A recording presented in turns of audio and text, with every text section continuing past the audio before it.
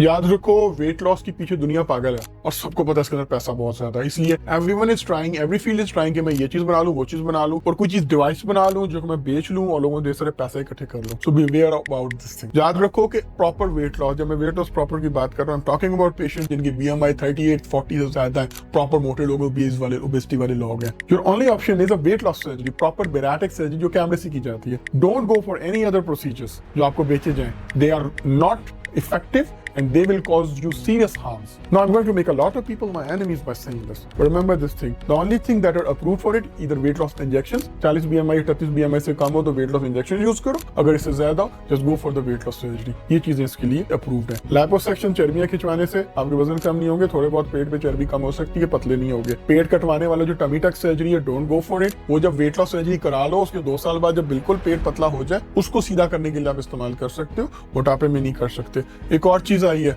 Sleeve गैस्ट्रोप्लास्टी, endoscopy shock चढ़ा के हम उसमें टांके लगा लें। दिस इज बुलशिट यार। 2013 में ईरान में गैस्ट्रिक प्लेकेशन होके नाकाम हो चुकी है। पर्सनली मैं खुद भी करके नाकाम हो चुका हूँ। I have done these cases. नहीं वजन कम होते, साल में कम होते हैं, 15 किलो 20 किलो वापस आ जाते हैं। Don't play with the lives of the patients. Endoscopic sleeve gastroplasty है, मुंह से कैमरा डालेंगे, टांके लगा देंगे अंदर मेदे के अंदर, permanent stitches. For the love of God, I am here being a surgeon. आप परमानेंट स्टिचेस गैस्ट्रिक म्यूकोजा में लगा देते हो and you will never talk about के बाद में जो अल्सर्स होंगे। फर्स्ट ऑफ ऑल तो किसी को करना नहीं आता। दूसरी बात ये कि इसकी रिजल्ट इंतहाई कम है और इतनी ऐसी सर्जरी क्या कोई सर्जन कराएगा, क्या अपने फैमिली मेंबर का कराएगा? कभी भी नहीं कराएगा। जिनके ना रिजल्ट है ना कुछ है, अपने मेदे को इस तरह की टांके ना लगवा। इसके बाद आ जाते हैं gastric balloon. Yes, that is effective for 6 months अगर आपने आर्जी वजन कम करना है, but don't keep an expectation कि आपको परमानेंट वेट लॉस देगा। मेदे में पड़ा रहेगा, महंगा भी होगा, अल्सर भी थोड़ा बहुत कर सकता है, लेकिन जानलेवा नहीं होगा। 6 महीने बाद आपको निकलवाना ही निकलवाना। या कुछ ऐसे होते हैं जो आगे पास ऑन कर जाते हैं। मेदा तो वैसे खुला ही रहेगा ना, फिर वैसा खाना खाओगे 2 महीने में रीगेन कर लोगे। What's the point of spending that much money? इसके बाद आ जाती है गैस्ट्रिक बैंड। पुराना तरीका हो गया, अब तो लोग यूज ही नहीं करते। नेवर गो फॉर इट, उसमें पहली बार नुकसान पहुंचा। इसके अलावा